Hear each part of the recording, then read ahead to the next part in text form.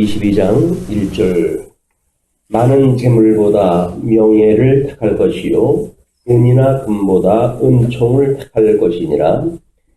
가난한 자와 부한 자가 함께 살고니와 그 모두를 지으신 이는 여호와시니라. 잠언 우리 22장은 여전히 가로 없는 이번에 공평한 메시아를 훈계하는 내용의 그 일부입니다. 16절까지가 하나님 의에 대한 마지막 부분인데요. 우리가 감당하기 쉬운 전제를 전체를 놓고 한번 진행을 해봐야 될 것 같아요. 이거는 이제 구약 성경입니다. 우리 잠언이 속되어 있는 건 구약이고, 그러므로 여기는 지금 언약대로 이루시는 메시아를 언약한 내용으로 되어져 있죠. 구약 성경이기 때문에. 그 다음에 잠언이라고 하는 것은 시가서의 일부예요. 그런데 이 시가서는 지금 구약 성경의 역사적 배경을 중심으로 해서 신문학적으로 지금 하나님에 대한 속성을 찬양한 내용으로 우리가 이해를 하고 있습니다. 거기에 잠언은 우리 유기적 주권성이라고 하는 것으로 우리가 특징을 부분화해서 해놓고 있죠. 그다음에 세 번째에 그 잠언이라고 하는 그런 내용을 통해 가지고 근거, 성경적인 해석에 대한 근거, 이 해석에 대한 근거는 이거를 우리가 신약 성경에서 직접적인 근거를 찾는다고 이야기했어요. 왜냐하면 구약 성경은 언약이니까 신약 성경을 통해 가지고 그리스도 성취로 이것이 이미 성경에 이제 우리가 구조적으로 또는 우리 통섭 성경 개론적인 그 입장에서의 신구약의 어떤 구조를 통해서 봤을 때 해석 근거는 이미 진리 체계로 완성되어진 거기 때문에 신약 성경을 근거로 해서 살펴봐야 된다. 뭐 이런 그 정도의 것만 보고 그 다음에 우리 이제 뭐 신학적인 해석이라고 했을 때 이 구조를 통해 가지고 나름대로 신학적 해석까지 이루어졌다고 한다면 우리가 어떻게 실천 신학적인 그런 그 해석으로 적용을 하는가에 대한 문제입니다.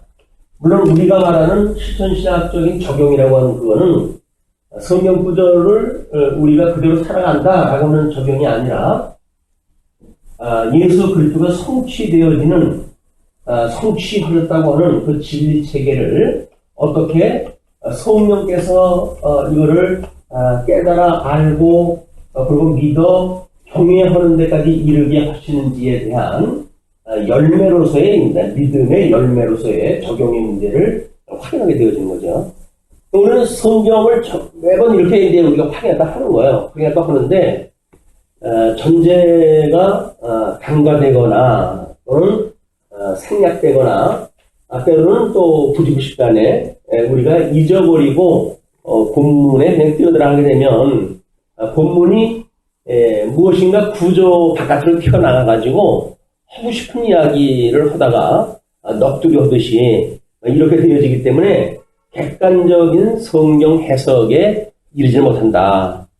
그래서 어떤 그 강론자의 그때 기분에 따라 가지고 뭐 건축 연보가 필요할 적에는 건축 연보에 필요한 말씀으로 해가지고 한다든가 전도가 필요할 적에는 전도의 말로 한다든가 이렇게 해서 강론자의 의도에 따라 가지고 이 본문이 바뀐다고 한다면 그건 절대 객관적인 진리를 대하는 우리의 자세가 아니다. 끊임없이 우리가 뭐 강론자가 빠지기 쉬운 게 그거죠. 끊임없이 현실적인 어떤 그런 문제에 빠지기 쉬운데 강론자가 그거를 경계한다고 한다면 마땅히 들으시는 분도 이제 경계가 돼야 되는데 이것이 우리가 공감을 갖다 하고 성경을 보는 것이 중요하기 때문에 지금 그 22장의 내용은 선한 교훈들을 훈계한다고 이렇게 이야기했거든요. 22장입니다. 이건 1절서부터 16절까지만 해요. 이 16절까지는 하나님의 의에 대한 마지막 부분이고 17절에서부터 나머지 부분은 이제 하나님 나라로 갈려지게 되어지는, 22장은 한 장에서 하나님의 의와 하나님의 나라라고 하는 그런 그 관점에서 큰 그 절이 박히게 되어지는 내용이기도 합니다. 그래서 우리가 중요한 22장에서는 그런 그 두 개의 차이가 있다고 하는 거를 또 염두에다 두어야 될 것 같습니다. 자, 그러면 일단 이제 하나님의 나라는 다음 시간에 할 거니까 하나님의 의에 대한 그 부분에서의 제목이 뭐냐면 선한 교훈들을 훈계한다, 이렇게 얘기합니다. 선한 교훈들. 이 선한 교훈이라고 하는 거는 우리가 하나님이 좋아하시는 그런 그 입장에서의 교훈이라고 우리가 봐야 되겠죠. 어떤 거야? 하나님이 좋아하시지 않는 게 어디 있겠습니까만은, 우리가 지난번에 대한 거는 이제 큰 제목으로 해가지고는 공평한 메시아를 훈계하는 내용이라고 했잖아요. 이 공평이라고 하는 이 이야기가 예수 그리스도의 신분에 대한 이야기라고 이렇게 이야기를 했단 말이에요. 신분은 비하의 신분과 승기의 신분을 통해 가지고 공평케 하시는 예수 그리스도에 대한 이야기다. 그렇게 이제 이야기를 했거든요. 그렇다고 한다면 오늘도 여전히 이 공평케 하시는 가로없는 이번에서 공평한 메시아를 훈계하는 내용 중에 선한 교훈들을 이야기를 하는 거예요.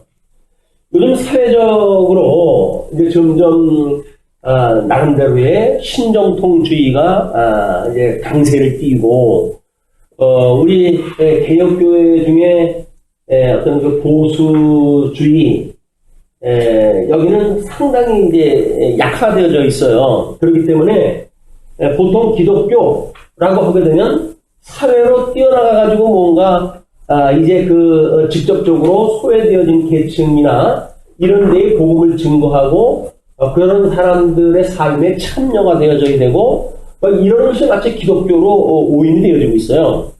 우리 이제 기독교 신문 중에 어떤 신문을 보게 되면 거기 이 내용 중에 그런 게 많습니다. 기사 내용 중에 기독교가 말하는 신은 과연 이 현장에 있는가? 그런 거 질문을 던져요. 그것이 뭐냐면 만약에 지금 이제 우리 세월호 사건으로 해가지고 많은 사람들이 힘들어하고 있잖아요. 거기에 많은 기독교 단체들이 이제 관여를 하고 있습니다. 하고 있는데 보수적인 입장에서는 직접 참여를 다 안 한단 말이에요. 직접 참여를 안 하니까 예수님은 낮은 곳에 오셨는데 너희들은 도대체 뭐냐? 기독교의 본령을 지키고 있는 거냐? 라고 이야기한단 말이에요.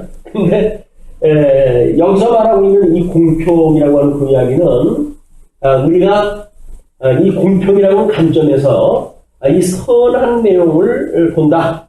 기독교인으로서 성도로서 그런 현장에 참여함으로 해서 착한 일을 갖다 한다. 라고 하는 개념으로 이제 받아들이게 되면 거기에 우리는 식분 동의를 할 수밖에 없어요. 근데 그렇지는 않다. 소위 여기서 말하는 선은 공평한 예수 그리스도, 공평을 이루시는 예수 그리스도, 비하의 승기의 신분을 통해서 하나님의 뜻을 드러내신 예수 그리스도, 그 이야기예요. 그러니까 이거는 철저하게 죄악 세상에 오셔가지고 거기에 죄 있다고 고백하는 자, 하나님의 나라를 사모하는 자, 이런 자들을 예수님께서 구원을 갖다 하시는 것이 승기의 역사였어요. 그렇기 때문에 모든 약자가 있는 곳에 기독교가 가 있다고 하는 그 논리는 맞지 않습니다. 그리고 세상 구원이라고 이야기하는데 세상 구원이 우리가 어떻게 세상을 구원하다 해요? 기독교는 택한 사람들만 구원을 하는 종교거든요. 그런데 이거는 마치 사회적으로 뭔가 소외되어진 사람들을 구원을 하는 구호단체로 기독교를 만들어버리게 되면 우리는 또 그런 명분에 의해서 할 일을 못하게 되어지는 거야. 교회 나가세요? 예, 교회 나가는데요. 그럼 이번에 거기 좀 참석을 하셨나요? 안 했는데요. 아니, 그 기독교인들이 그런데 어려움을 겪고 있는 사람들에게 공감을 갖다 하고 그래서 사랑을 나누고 그래야 되는 거 아닌가요? 라고 말을 했다 하게 되면 할 말이 없다고 한다면 우리는 뭔가 마땅히 이 적용이라고 하는 문제에 있어서 성경적인 적용이 지금 안 되고 있는 거란 말이에요. 그렇게 되면 우리는 그러면 우리가 공부하는 건 뭐냐? 도대체, 이론 세계가 따로 있고, 실질적인 거는 그런데 참여가 안 한다고 한다면, 이런 회의까지 이르게 되어지는 거예요. 그래서 이런, 신학적인 논리를 우리가 이렇게 처음부터 단단하게 만들어 놓지 않으면, 뭐 끊임없이 우리 삶에 대한, 우리 뭐, 가장, 아주 신랄하고, 모든 그 인류에 있어서 공감적인 공감대를 가지고 있는 공격이 이 윤리라고 하는 그걸로 공격을 하는 거거든요. 기독교인이 그러면 되겠어? 그 이야기예요. 사람으로서 그러면 되겠어? 그런 그 이야기거든요. 근데 우리는 기독교는 윤리 종교가 아니냐고 끝없이 그래 이야기하는데도 불구하고 제일 약한 것이 뭐냐면 윤리 문제를 건드리게 되면 우리는 꼼짝 못해요. 왜? 이건 보편적인 거거든요. 인류 보편적인 문제이기 때문에 예수를 믿는 사람이 어떻게 그래요? 라고 이야기하면 헐레기가 없어지는 거예요. 이것이 모든 율법으로부터 자유롭게 하셨던 예수를 믿는 우리들의 믿음의 관점으로 제대로 읽어내지 못한다는 겁니다. 그래서 이 끝없이 우리 육신을 가지고 있는 한 끝없이 우리가 살고 있는 믿는 자와 믿지 않는 자가 공히 살고 있는 이 세상 속에서 공통적으로 가지고 있는 이 윤리 문제는 우리를 공격해오는 공격의 무기일 수가 있는 거야. 우리 기독교가 윤리 종교가 아니라고 그러면 뭐 그런 종교가 있느냐 또 이렇게 덤벼들 사람들이 있는데 기독교 윤리라고 하는 거는 세상에서 말하고 있는 윤리 어떤 마땅히 그러게 해야 되기 때문에 하는 당위적인 그런 내 기초로 둔 윤리가 아니라 우리는 예수 그리스도의 이 신분에 우리가 한 몸이 이루어져 가지고 결과로 이 결과라고 하는 거는 믿음의 열매로 이것이 드러나는 것이 기독교인의 윤리예요. 이런 차별화가 무엇인지 우리가 극명하게 알아야 그렇게 해오는 사람들한테는 하나만 알고 둘은 모르는 답답하신 분이군요. 라고 해가지고 성경에 있는 진리를 우리가 소개할 해야 되거든요. 성경에서는 누구든지 잘 살라고 하는 게 아닙니다. 거기서 이미 창세전에 그리스도 안에서 선택되어진 자가 있고 예수님은 그들을 위해서 이 땅에 오셨고 그들을 위해서 죽으심을 받았고 물론 그렇지 않은 자는 심판을 하시기 위해서 돌아가신 분입니다. 그러므로 우리가 모든 사람을 위해 살아가는 것이 기독교가 아닙니다. 기독교라고 하는 것은 우리가 성경 계시를 통해서 알고 있는 이 믿음을 오고 오는 세대에게 이 산 증인으로서 어떻게 우리가 증거를 갖고 하면서 살아가는가가 성도들이 할 일이지 세상에서 하는 거고 똑같은 일을 갖다 하는 것이 성도의 삶은 아닙니다. 라고 하는 것이 우리가 이런 정리가 되어져 있어야 되는 거예요. 이건 끝없이 우리가 공격을 받는 일입니다. 예수를 믿으면서 그럴 수가 있어요. 저럴 수가 있어요. 라고 이것다 하기 때문에 그래서 우리가 어떻게 이런 기독교적인 열매를 염두에 두고 특별히 그 주제가 선한 교훈들이니까 그 선하다고 하는 내용을 이해해다 할 것인가. 선이라고 하는 것은 하나님의 좋아하심이라고 이렇게 이야기했어요. 하나님의 좋아하심이라고 하는 그런 그 절대 이성적 기능에 의해 가지고 우리한테 계시되어진 내용들 아닙니까? 그러면 이제 거기에서 선한 교훈들이기 때문에 우리가 구원받은 사람들은 그거로부터 의롭다고 칭함을 받았다고 하는 대전제 아래 선한 열매가 맺게 되어지는 것이 선인, 의, 그 다음에 의의 열매로 연결되어지는 거야. 이거를 육신의 소욕으로 해가지고는 악, 그 다음에 죄, 그 다음에 범죄라고 하는 이런 개념으로 되어지는 이 어두운 세상에 사람들의 그런 내용하고는 정반대로 그때 사람들에게는 다른 열매로 맺게 되어지는 것이다. 하나님의 싫어하심 속에서 싫어하는 것이 구체화되어진 것을 우리가 범하게 되어진 걸 범죄로 이야기되어지는데 이거로부터 불러내셨단 말이에요. 이거로부터 불러냈기 때문에 이 악으로부터 불러내가지고 하나님의 선하심, 하나님의 좋아하신다고 하는 절대 이성 가운데 우리를 두셨고 그것이 하나님의 기뻐하시는 뜻이 예수 그리스도의 십자가의 사건을 통해 가지고 구원받은 백성들을 의롭다고 칭해 주시는 거거든요. 우리는 칭함을 받았다라고 하는 대전제, 세상 사람들이 알고 있는 어떤 윤리의 근거는 전혀 그 차원이 다른 하나님께서 보시기에 의롭다고 보여주시는 거예요. 그리고 우리가 선한 열매를 맺는다는 이야기는 철저하게 하나님이 보시기에 선한 열매예요. 세상 사람들이 보편적으로 선한 열매가 아니란 말이에요. 그런 관점으로 22장을 풀어나가야 적어도 성경이 말하고 있는 선한 교훈들이라고 하는 그런 내용을 우리가 받게 되어지는 겁니다. 자, 이제 먼저 1절로 2절이 재물보다 명예와 은총을 택하라고 훈계를 갖다 하거든요. 많은 재물보다 명예를 택할 것이요 은이나 금보다 은총을 더욱 택할 것이니라. 예, 많은 재물. 여기서는 이제 재물과 명예를 지금 이분법으로 나눠가서 설명을 다 하고 있어요. 자, 그러면 하나님께서 이제 이 의를 이루시기 위해서 복음에는 하나님의 의가 나타나서 믿음으로 믿음에 이르게 하나니 이 우리 성도들로 하여금 오직 의인은 믿음으로 말미암아 살리라 함과 같다. 예, 그 믿음으로 산다는 이야기는 그 선한 열매를 맺으면서 하나님 보시기에 좋은 대로 살아가는 것이 복음으로 이루어지는 일이란 말이에요. 그러면 이것이 예수 그리스도로 말미암은 일이니까 이분이 가장 부유하신 분이고 이걸 부유하신 분이라고 믿는다고 한다면 예수님을 영접하고 예수님의 부유함을 깨달은 사람들은 세상의 어떤 것하고 바꿀 수가 없어요. 왜냐면 이거는 모든 것들을 족함을 갖다 알 수 있게 하는 거기 때문에 그렇습니다. 이거는 지식에 대한 문제, 종교에 대한 문제, 윤리에 대한 문제, 뭐 심리적인 문제, 예술에 대한 문제, 도덕에 대한 문제 모든 게 포함되어지는 거예요. 지금 여기서는 선한 문제라고 하는 그것 때문에 어떤 윤리적인 문제로 해가지고 우리 대전제를 설명하다 했잖아요. 그런데 예수 그리스도의 부요성에다 놓고 본다고 한다면 윤리 문제로부터만 우리에게 그렇게 우월한 우리가 그 기독교가 아니라 그 윤리 덕성 문제라고 그렇게 이야기했어요. 이거는 우리 종교 문제로부터 해가지고 그다음에 우리들의 철학에 대한 문제, 또는 우리의 모든 실무적인 문제, 그다음에 예술에 대한 문제, 그다음에 덕성에 대한 문제. 이 인간 5가지의 인격으로 나눠놨을 때 거기에 덕성 부분이 지금 윤리 문제 아니겠어요? 그러면 우리가 이 성경 진리라고 하는 그거는 적어도 이 철학이라고 하는 걸 뛰어넘는 우월성을 가지고 있단 말이에요, 우리가. 그뿐만 아니라 종교다원주의를 주장하고 있는 현대의 이런 어지러운 우리 그 어떤 신학의 세계 속에서 어떤 종교와도 비교할 수 없는 차별화되어져야만 되는 그런 종교를 바탕으로 우리가 이 문제를 지금 보고 있다. 이렇게 보여지는 거예요. 그리고 우리는 하나님의 말씀을 아무리 공부해도 마음에 평안이 없어요. 그렇습니까? 그러면 심리 체크를 다 한번 해볼까요? 그게 아주 심리적으로 해가지고 뭔가 성도들의 마음의 평안을 이루어진다는 이야기는 철저히 인본적인 거예요.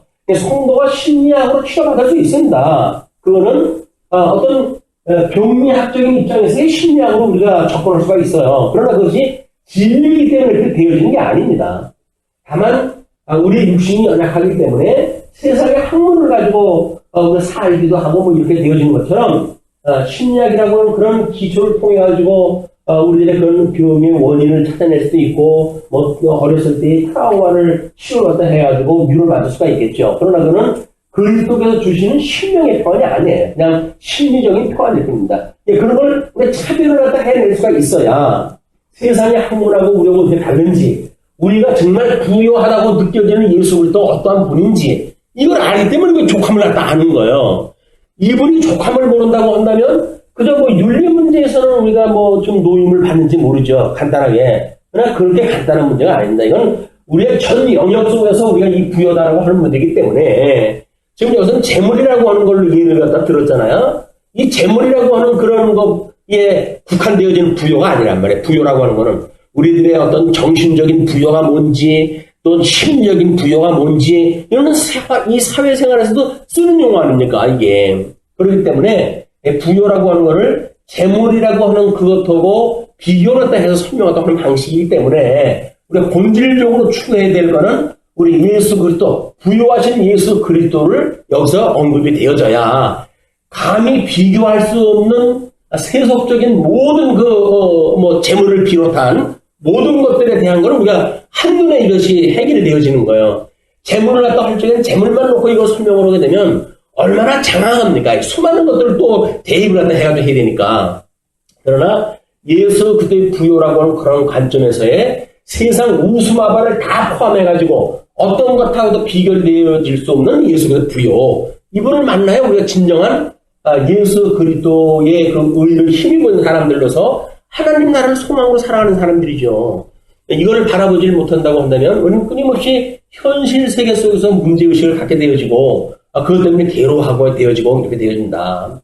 우리는 우리가 주어진 모든 문제는 뭐 어떤 것 하나님께서 섭리해 가시지 않는 게 없잖아요. 다 하나님께서 해가시는 일인데 그럼 하나님께서 해가시는 섭리라고 한다면 그것은 우리가 어떻게 예수를 만나고 그 예수님으로 인해 가지고 하나님의 뜻을 이루어 오셨던 분이니까 하나님의 뜻을 예수님께서 어떻게 이루셨고 그러면 하나님의 뜻을 이루셨던 예수 그리스도의 그 행적을 우리가 따라가다 보게 되면 우리들이 예수 그리스도와 연합되어진 자로서의 마땅히 부요에 참여되어진 그 기쁨을 누리게 되어진다. 이거는 어떤 관념적이거나 공허한 이야기가 아닙니다. 우리가 단지 부요로우신 예수 그리스도를 체험을 못하고 있다는 거예요. 얼마나 그분이 부요한지에 대한 거를. 이런 그 문제가 지금 잠언에서는 많은 재물보다 명예를 택할 것이요. 그럼 재물은 눈에 보이는 거고 명예라고 하는 건 눈에 보이지 않는 거란 말이에요. 그러니까 이런 현물적인 것보다는 뭔가 그 현물 가치를 뛰어넘은 걸 택하라고 하는 이야기니까 가치의 문제죠. 가치 문제. 그래서 우리 예루살렘 성에 대한 마지막 회복기에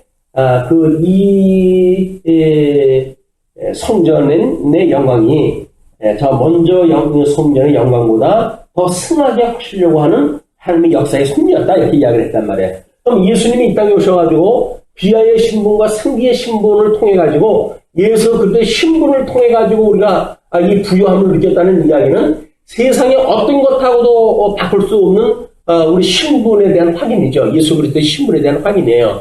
막 그거를 우리 이제 에베소로부터 해가지고 이제 우리 뭡니까 데살로니가 후서까지 이루어지는 내용들이 다 뭐예요 이게? 이것이 교회의 신분을 통해 가지고 견인을 갖다 하신다는 이야기 아닙니까?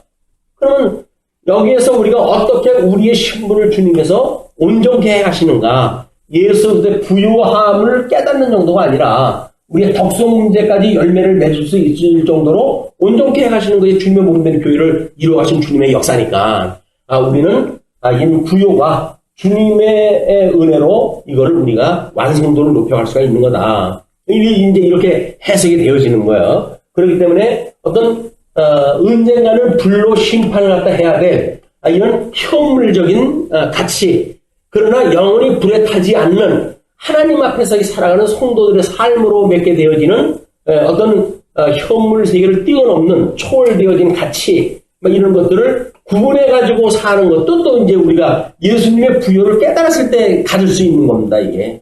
예수님의 부요를 깨닫지 못한다고 하면 있을 수 없는 일들이에요.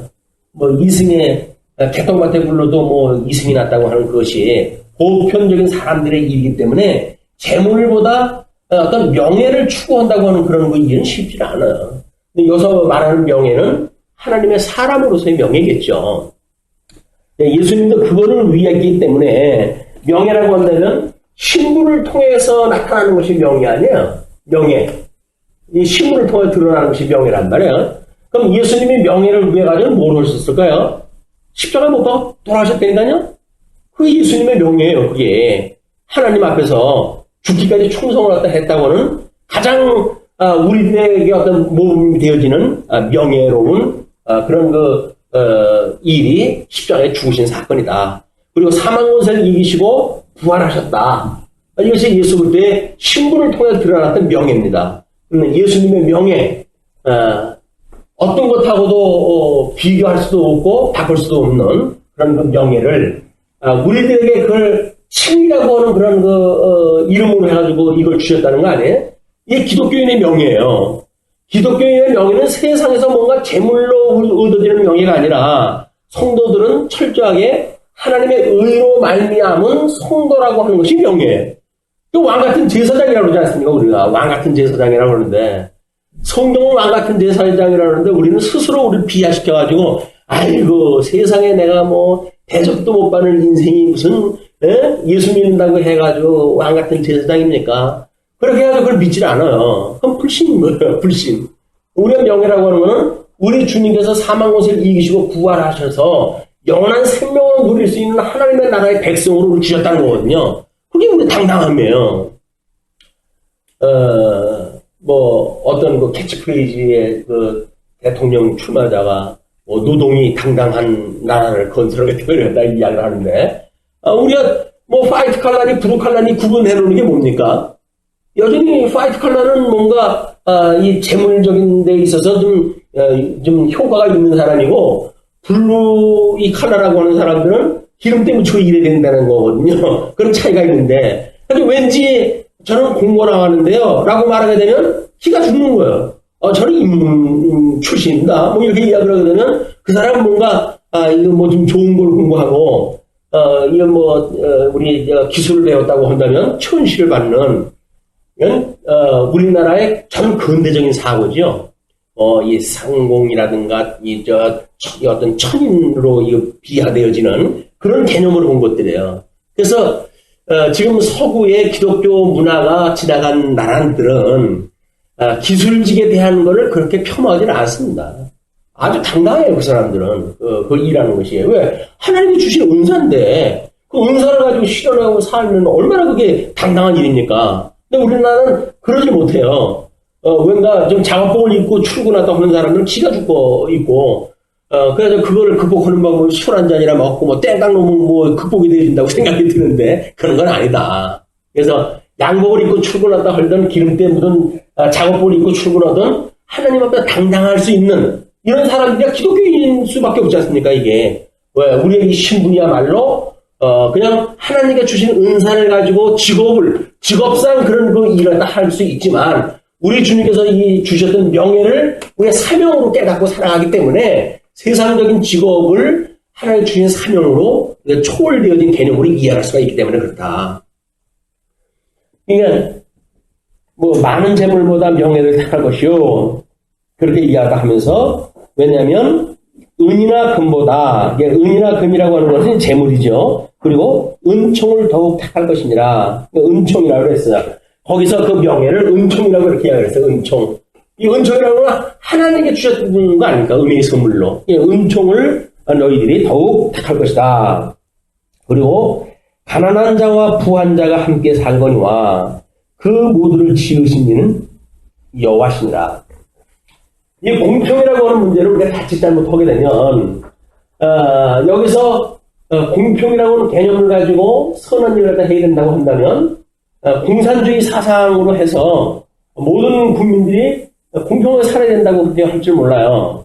성경이 그렇게 말하지는 않습니다. 부한 자와 가난한 자가 그냥 공이 살아요. 공이 살아.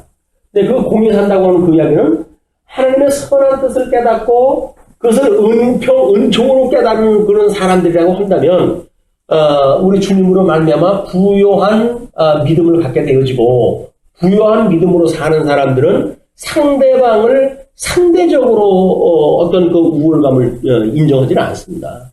왜? 우리의 이런 그 신분은 절대적인 신분이거든요. 하나님 앞에서 절대적인 신분이기 때문에 상대적으로 어떤 우월감 뭐 이런 걸 가지고 우리가 기가 죽거나 그러지 않는단 말이에요. 세상하고는 다르게 주님의 몸된 교회에서는 하나님께서 주셨던 이 신분은 당당한 신분이다. 그래서 정말 왕 같은 제사장으로서 이게 되어진다. 아마 이명호 권사님 임직헌날 그 권면했던 내용 기억하고 계십니까? 언제 일인데 그걸 지금 나한테 물어보는 거야 지금. 뭐 이제 말씀드리면 기억나죠. 머슴 출신하고 그 다음에 그를 부리는 그분하고 이제 그 교회를 섬기게 되어졌는데 그 머슴이 그냥 어떻게 그렇게 지극정성으로 교회를 섬기다가 보니까 장로를 선출을 했다 하는데 주인은 탈락이 되어지고 머슴이 되어졌다는 거 아닙니까? 그러니까 그 장로의 탈락되어진 주인이 그 머슴의 그 존재, 이 신분을 인정하다 해가지고 신학교육까지 시켜가지고 그 일을 다 했다는 거 아닙니까? 그러니까는 장로님이 된 분이나 장로님이 떨어진 분이나 당당하신 분이니까 그들이 가능한 거예요. 근데 현재 이런 한쪽 문화 속에서 그게 가능한 일입니까? 안 돼요, 지금은. 그때는 순수하고 복음이 살아있을 때니까 그것이 되어졌지, 현실에서 이게 이루어질 수가 없습니다. 그게 아픔인 거예요. 그러니까 목사님들이 그런 아련한 추억을 가지고 권면을 또 한다든가 했을 때 그런 예화를 드리는 거예요, 이제 예화가. 얼마나 그것이, 그 옛날 얘기 같으면 예화를 갖다 드리겠습니까? 예, 이런, 일반적인 상식으로 해가지고 있을 수 없는 일들이 벌어지는 것. 이게 하나님께서 해가지고 역사인데, 물론 그분도 나중에 장로님이 돼가지고, 교회를 잘 섬겼다고 하는, 이런 좋은 이야기가 있지만, 과정 중에 있었을 때 그렇게 결정이 쉽지 않다. 성령에 붙들려 사는 사람들의 특징으로 우리 이해할 수가 있다고 보여집니다. 그래서 가난한 자와 부한 자가 함께 있다 라고 했을 때 선한 일, 이 선한 일이라고 하는 거를 이야기했을 때는 부한 거는 선하고 가난한 건 악이다 라고 하는 어떤 그 이분법적으로 본다든가 이렇게 하는 것도 우리가 경계해야 될 이야기죠. 물론 앞부분에 그러고 유사한 이야기 나오는 것들이 있어요. 그러나 우리 해석은 그거고 전혀 다르게 해석을 했기 때문에 문장으로 나와져 있던 그런 그 내용들은 다르게 해석이 가능해야 된다. 그 모두를 지으시는 여호와시래요. 그리고 3절을 보시게 되면 3절에서부터 5절까지 겸손과 폐역에 대해서 훈계했다 합니다. 겸손과 폐역. 슬기로운 자는 재앙을 보면 숨어 피하여도 어리석은 자는 지나다가 해를 받느니라. 예, 슬기로운 자, 재앙을 보면 숨어 피한다고 하는 그 이야기가 지금 이제 이 하나님의 부여를 다 아는 사람들, 이 족함을 다 아는 사람들은 일단은 어떤 욕심이 없으니까 세상에서 노출되어진 건 욕심 때문에 노출되어진 거 아닙니까, 이게? 그런데 하나님 앞에서 족함을 다 아는 사람은 하나님 앞에 엎드려 기도하고 그렇게 하지, 어떤 그 욕심 때문에 다른 사람하고 대결 구도를 갖다 한다든지 이렇게 되어지지 않으니까, 여기서 소위 말하고 있는 슬기로운 자가 재앙을 보면 숨어 피한다 라고 하는 그런 그 이야기가 시험에 들게 하지 마시옵고, 그런 그 개념으로도 우리가 이해할 수가 있겠죠. 시험에 들게 하지 마시옵고 라고 하는 그 이야기는 시험에 들만한 일이 있었을 때 이미 그걸 볼 수가 있다는 거예요. 그냥 그 시험에 들게 하지 말아달라고 그러죠. 그냥 그런 우리가 예수 때 부여로 지옥을 알지 못한다고 한다면 늘 껄껄 헐고 살잖아요. 껄껄 하니까 뭔가 시험이 걸리는 건지 어딘지 모르고 거기에 우리가 발을 담그게 되어진다. 그것이 아마 검은지 흰지에 대한 많은 종교에서 예화를 들었던 그런 거 실례인지도 모릅니다. 그리고 이제 어리석은 자는 지나다가 해를 받느니라. 그게 재앙거리인지를 모르고 기웃거리는 거야. 그래서 기웃거려가지고 건질 거나 없나 이렇게 해가지고 하는데 해를 받게 되어진다. 요즘은 CCTV 같은 것들이 너무 실용화가 잘 돼가지고 보는 사람은 없겠지 해가지고 이거 불러서도 보는 거 아니야? 하나 큰 망신 당한다. 큰 망신 당해. 그런 거 있으면 이게 재앙거리로구나. 나를 시험에 들게 하지 마시옵고 해가지고 주소다가 경찰서에다 준다든가 이렇게 해야지. 보는 사람이 없구나라고 해가지고 걷어가다가는 난리가 나는 거예요. 이번에 부인 부정한 돈 자기 학교에 귀중한 보관함에다 넣었다가 걸려버렸잖아요. CCTV로 걸렸다는 거 아닙니까? 재앙거리인데 그게 재앙인지 모르고 거기다가 감춰놓고 하는 일이 있었기 때문에 해를 받게 되어지는 그런 그 문제를 보게 되죠. 겸손과 여호와를 경외함의 보상은 재물과 영광과 생명이니라. 그래서 겸손과 여호와를 경외함의 보상이 재물이라고 이야기를 한단 말이에요. 아니 재물은 우리들로 하여금 타지도 말라고 그렇게 이야기하다 했으면서 또 재물을 갖다가 이걸 보상으로 주시는가 모순적이 아니냐. 근데 그렇지는 않습니다. 우리 하나님께서는 오직 그의 의와 나라를 구해라. 그럼 나머지 일은 어떻게 하신다고요? 모든 걸 주시겠다는 거예요, 이게. 이걸 너희들이 가난한 가운데 끝까지 잘 믿는지 안 믿는지 내가 볼 거야. 라는 걸로 해서 일관하지는 않습니다. 때로는 재물도 주셔가지고 쓰는 일을 하게 하셔요. 우리는 부자에 대한 어떤 그런 예화라든지 하는 거에 대해서 끊임없이 실질적인 부자냐 아니냐에 대한 관점으로 그 문제를 해석을 하려고 하니까 해석이 안 되는 거예요. 왜 부자가 천국에 못 가면 예수님 믿는 사람은 다 가난하게 살아야 된단 말입니까? 근데 그게 해석이 안 되어지니까 그럼 얼마만큼을 가져야 천국에 들어갈 수 있단 말입니까? 라고 해서 해석을 달리하는 분들이 나오고 그러는 거예요. 거기서 말하고 있는 부자는 구약적 근거에 의할 것 같으면 회복에 참여하지 못한 자들을 이야기하는 거다. 이건 신학적인 그게 있어야지 우리가 봐도 융합을 할 수가 있잖아요. 상대적인 이론 속에서 이야기를 하게 되면 한쪽을 이야기하면 한쪽에서 이제 혼이 나오잖아요. 이번에 외연을 넓힌다고 했던 대통령 후보자들이 지금 이제 딜레마에 빠진 거예요. 자, 요즘은 이제 진보 보수의 어떤 대결이 아니라 세대 대결이 됐더라고요. 40세 이하는 아무개 후보, 50세 이후는 아무개 후보, 이렇게 갈려져가지고 있는데, 외연을 높인다고 해가지고, 이분들이, 안 되겠다. 내년서부터는 노인연금 30만원으로 올려주겠습니다. 이렇게 이야기했어요. 집사람한테, 이 사람들이, 자기가 지금 양대 대결이니까, 누가 돼도 두 사람이 되는 거 아니에요? 그러니까 두 사람 다 30만원씩 준다네요. 그 얘기가 했더니, 그래서, 돈 준다는 사람한테 찍겠다는 거야? 이렇게 나오더라고요. 아니, 그렇다고. 그랬더니, 사람이 말이야, 대통령을 갖다 뽑는데 그런 거에 관심을 가지고, 그렇게 하면 되냐고. 그래서 한참 꾸중 들었어요. 근데, 내가 원투를 원치 않던, 누가 돼도 30만원 나오는 거 줄 거 아니겠습니까? 금방 될는지, 임기 말이 될는지 모르겠어요. 자, 근데, 그 보상은 겸손함과 여호와를 경외함의 보상은 재물과 영광과 생명이다. 여기서 말했던 영광은 명예겠죠. 여기서 말했던 그 명예. 이게 영광이라고 되어지고, 여기서 말하고 있던 생명, 예수 그리스도로 말미암은 영생을 이야기하는 거겠죠. 자, 이 정도 나왔으면 재물이라고 하는 거를 1절에서 경계했던 그 재물과 동일시해가지고 해석을 하는데 우리가 문제가 있는 거 아니에요, 지금? 그럼 그 문제를 해석상 예수의 부요라고 하는 것으로 대치했다 해가지고, 여기서 우리가 그 재물, 예수님을 알므로 해가지고 얻게 되는 면류관, 이런 걸로 해석이 되어지게 되면, 우리는 그 문제를 상대적인 걸로 해서 오해를 했다 하고, 성경이 이게 앞뒤가 틀리냐, 이런 갈등도 가질 필요가 없는 거예요. 예, 신학적인 해석이 안 됐을 때, 현실적인 단어의 개념을 가지고 이야기했을 때, 이건 문제가 있지. 그걸 한층 뛰어넘게 되면 문제가 된 게 없다. 그 이야기는, 그럼 부자라고 하는 얘기는 또 아니란 말이냐, 이렇게 이제 이야기 나올 수 있는데, 예수 그리스도 안에서 부여라고 하는 그 이야기는 이미 재산이 있든 없든 부여한 거예요. 그것이 세속적인 거에 의해 가지고 우리가 발목이 잡히질 않는다.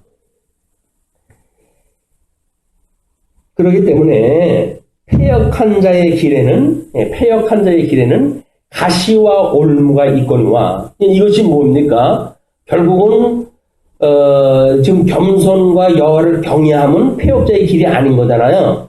그럼 패역한 자의 길에는 가시와 올무가 있어가지고 끊임없이 우리 시험거리가 있는 거니까, 나와 영혼을 지키는 자는 이를 멀리하느니라. 우리가 시험에 들지 않는 일들, 시험에 들리게 하지 마시옵고 라고 하는 문제는 매우 중요하다. 하다못해 예수님한테 공격했던 것이 지금 떡덩어리 가지고 공격하는 거 아닙니까? 물론 생존적 본능이라고 하는 대명사적인 그런 그 의미가 있지만, 떡덩어리를 갖다 공격을 한다는 이야기는 생존에 대한 문제예요. 이게 생존, 사회성에 대한 문제이기도 합니다. 경제적인 문제로 해가지고, 생존에 뛰어내려 봐라, 이렇게 이야기하는 거는 명예에 대한 문제거든요, 이게 명예. 왜냐면, 뛰어내려 봐라. 그래가지고 네가 발을 떨어뜨리지 않으면, 하나님의 사람이라고 다른 사람이 다 널 인정해 줄 거 아니냐, 그런 그 이야기예요. 그 다음에, 나에게 절을 갖다 하게 되면, 천하만국을 주겠다. 라고는 정치적인 명예. 이런 생존욕, 명예욕 또는 정치욕, 이것이 인간이 가지고 있는 그 본질적인 욕심인데 이걸 사단이 가지고 끊임없이 공격을 해오는 거거든요. 그래서 이 육신의 정욕 또는 안목의 정욕 또 이생의 자랑 이런 걸로 해가지고 지금도 우리 성도들에게 사단이 끊임없이 미혹해오는 것들이 이것들이다. 그렇기 때문에 우리는 끊임없이 시험에 들게 하지 마시고 우리가 기도하다 해야 되는 거예요. 그걸 포괄적으로 이야기를 하니까 그렇지. 어떤 사안마다 뭐 예를 들어가지고 돈을 벌러 가면 돈을 벌러 가는 그 순간에 시험에 들게 하지 마시옵고 라고 하면 부정한 돈 벌지 말게 해 주시옵고 이제 구체성이 만들어질 거 아니겠어요? 거기서 뭐 지갑 흘러있는 직업 앞에서 우리가 기도라도 한다면 뭘 할까요? 예, 시험에 들게 하지 마시옵고 그러게 되면 왠지 호주미나 넣고 싶은 마음이 들잖아요. 근데 막 한 1억만 있다고 쳐봅시다.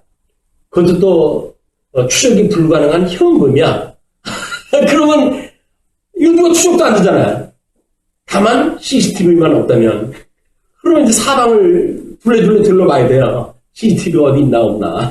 이게 시험에 들게 하지 말라고 하는 기도가 매사에 이게 적용되어진 문제다. 예, 그렇게 하면서, 영혼을 지키는 자는 이를 멀리 하느니라.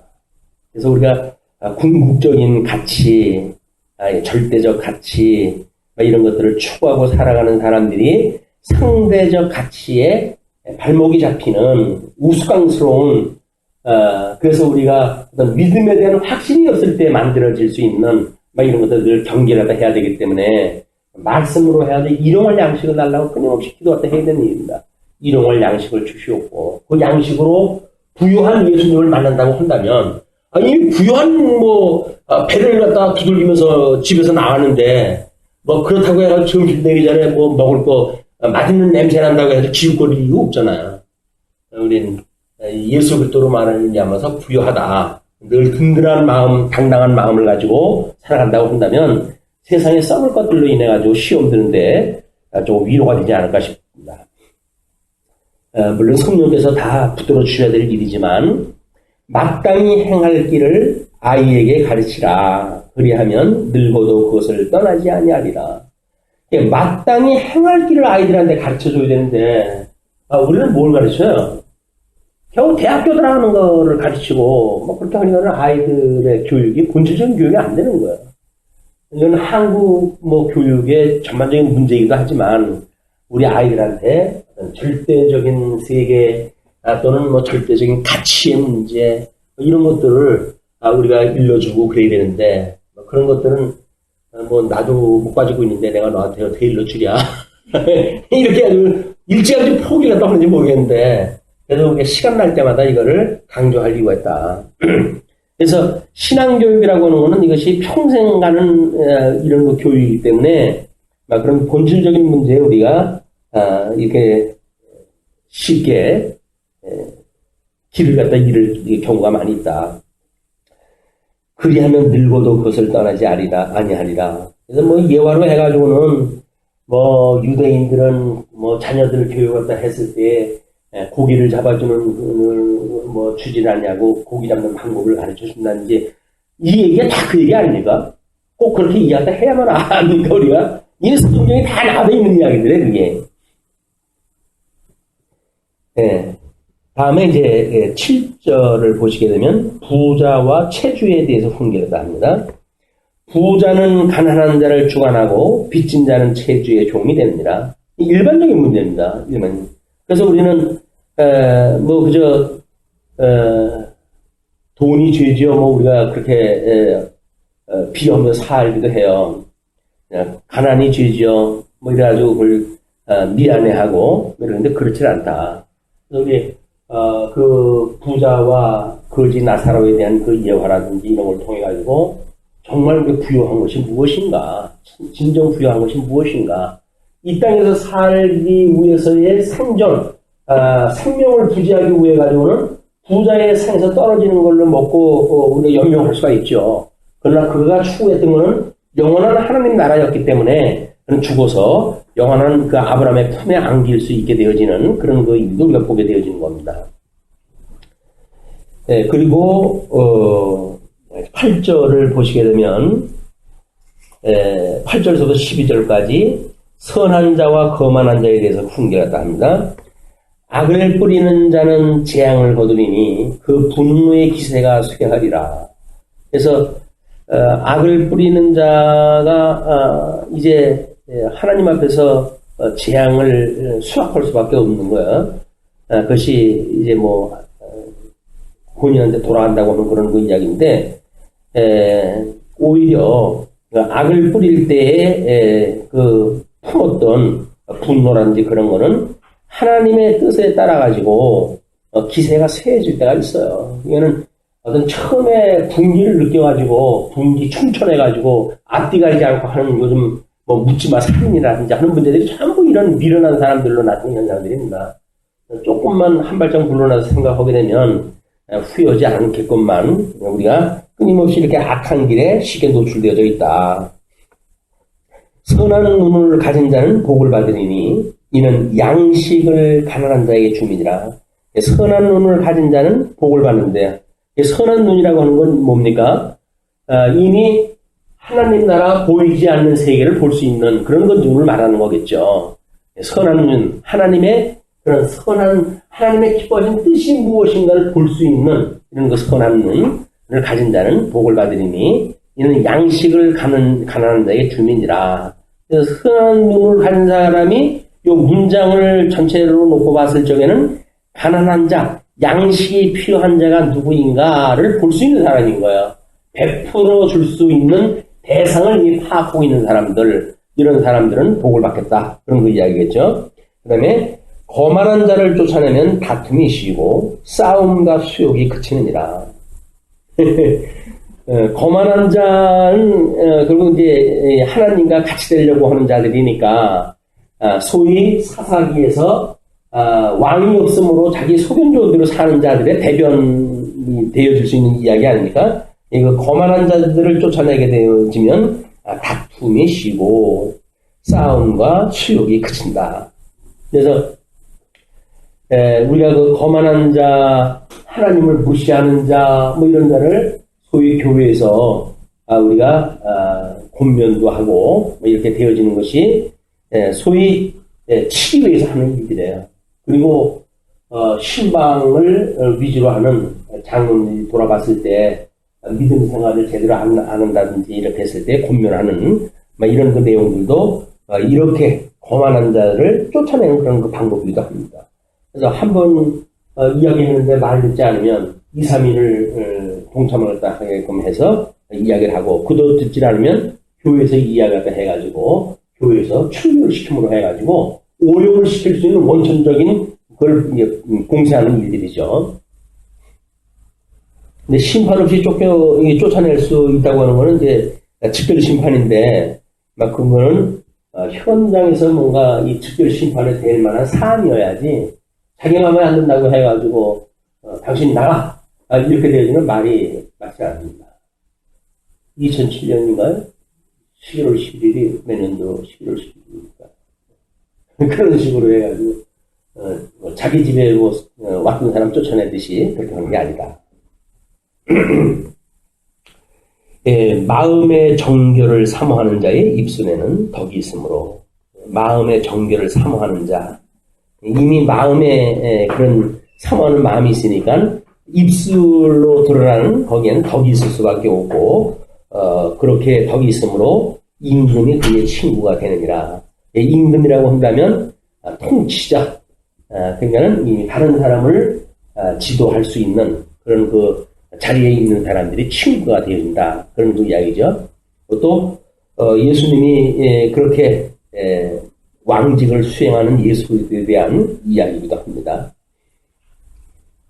그 다음에 12절 여호와의 눈은 지식 있는 사람을 지키시나 사악한 사람의 말은 패하게 하시느니라. 궁극적 심판에 이르는 일이고 예수님이 오셔가지고 하시는 그런 그 이야기예요. 그래서 지식 있는 사람을 지키고 예수를 그리스도로 알아볼 수 있는 지식이 있는 사람들, 그런 사람들은 주님께서 모으시고 그렇지 아니한 자, 바깔나가는 자, 뭐 이런 그 자들은 패하게 하시는 이런 그 일들이 우리 천국 예수님의 그런 그 잔치 초대했던 예화이기도 합니다. 그 다음에 13절의 그 이야기는 게으른 자에 대해서 훈계를 합니다. 게으른 자는 말하기를 사자가 밖에 있은즉 내가 나가면 거리에서 찢기겠다 하느니라. 그래서 이 핑계 없는 무덤이 없는 거예요. 핑계 없는 무덤이 없다. 게으른 자가 말하는 그런 것처럼 핑계 없는 것이 없다. 그런 그 이야기고, 막 그런 걸로 인해 가지고 우리가 이제 이 줄면 몸된 교회에서 우리한테 담대함을 하나님께서 주시잖아요. 담대함. 믿음의 담대함이라고 하는 그 이야기는 끊임없이 이 악에 노출되어져 있는 겁니다. 뭐 아까는 이제 윤리의 문제를 가지고 우리 예를 들었지만 모든 세상의 학문들이 결국은 믿음을 갖다 시험하는 것들이거든요. 여기서 과연 우리가 담대한 믿음을 지킬 수가 있는가라고 하는 문제는 이런 일반 학문에 대한 것도 연구가 이게 가능해야 되는 거예요. 무조건 놓고 아유 난 바깥에 사다가 있어서 안 나갈 거야 라고 해가지고 어디 수도원 속에 들어가가지고 성경만 연구하고 평생 살아가면 된다 이런 걸로 해서는 안 됩니다. 이건 핍박하는 자들 안에 있을 수밖에 없고, 그래서 이 담대한 믿음이 오히려 우리한테 확신을 주게 되어집니다. 14절의 그 이야기는 음녀의 입에 대해서 훈계하다 하는 내용인데요. 음녀의 입은 깊은 함정이라 여호와의 노를 당하는 자는 거기에 빠지리라. 음녀의 입은 깊은 함정이다. 우리 올무를 놓고 우리 잠언 1장에서 그러잖아요. 미련한 자를 초청을 갖다 하고 음탕하게 이제 하는 것들이 있는데, 음녀의 성도들에 대하여 예수 그리스도만으로 부유함을 느끼는 성도들에게 세상의 부여를 가지고 공격하는 자들이 전부 이 음탕한 사람들인 거예요. 우리는 그거를 마치 어떤 음녀라고 하는 그런 특별한 걸로 보게 되는데, 우리 둘째번 계명이 뭡니까? 그 우상을 만들지 말고 절하지도 말라 그 이야기 아닙니까? 예수 그리스도 위에는 하나님을 가는 길이 없어요. 근데 우상을 만들어 놓고 거기다 저러면 뭐가 될까 생각하는 모든 우상들, 아까 이야기했던 여기서 시험 드는 요소들이 전부 뭡니까? 이게 탐심이에요, 탐심. 탐심이 곧 우상 숭배라고 그러지 않았어요. 그러니까 예수 그리스도 한 분만으로 족함을 갖다 알아야지, 그걸로 알지 못하고 무슨 탐심을 가지고 이러고자 하는 그 일은 이런 자의 공격에 노출되어지는 것이다. 그러니까 그 음녀의 입은 깊은 함정이라 여호와의 노를 당하는 자는 거기 빠지리라. 세상으로 다시 돌아가는 자, 뭐 롯의 아내처럼 그런 그 뒤를 돌아다 보는 자, 전부 함정에 빠지는 자들이에요. 그 다음에 이제 15절의 그 내용은 징계에 대해서 훈계를 합니다. 아이의 마음에는 미련한 것이 얽혔으나 징계하는 채찍이를 멀리 쫓아내리라. 아직도 미숙하기 때문에 그 마음에는 미련한 것이 얽혀 있어요. 그렇기 때문에 그를 징계하는 채찍으로 쫓아낼 수가 있는 것이다. 징계하는 채찍이라고 하는 건 뭐 말씀이죠. 일용할 말씀으로 잘 양육을 하게 되면 그런 것도 지혜롭게 되어진다. 그런 이야기도 합니다. 끝으로 16절을 보시게 되면 부자의 학대에 대해서 훈계를 합니다. 이익을 얻으려고 가난한 자를 학대하는 자와 이익을 얻으려고 이것이 이제 아까 탐욕에 대한 그걸로 우리가 이야기를 했어요. 가난한 자를 학대하는 자와 부자에게 주는 자는 가난하여질 뿐이다. 지금 이익을 얻으려고 해요. 이익을 얻으려고 라고 하는 목적을 놓고 가난한 자를 학대하는 자, 부자에게 주는 자라고 하는 방법 대상이 좀 둘로 나눠진 겁니다. 그냥 이익을 얻으려고, 자기의 어떤 이익을 얻으려고 가난한 자를 학대하거나 부자에게 아부하거나 이렇게 하는 자들은 궁극적으로 가난해질 뿐이다. 그런 그 이야기죠. 그래서 우리가 이 공평한 예수 그리스도, 공평하게 하시는 예수 그리스도의 신분을 가지고 살아가는 성도들이 어떻게 선한 열매를 맺고 살아갈 것인가라고 하는 그것도 이런 신구약적 맥락 속에서 우리가 이해하다 해야 이것이 믿음의 열매로서의 우리 실천신학적 의미를 찾아볼 수 있다고 보여집니다.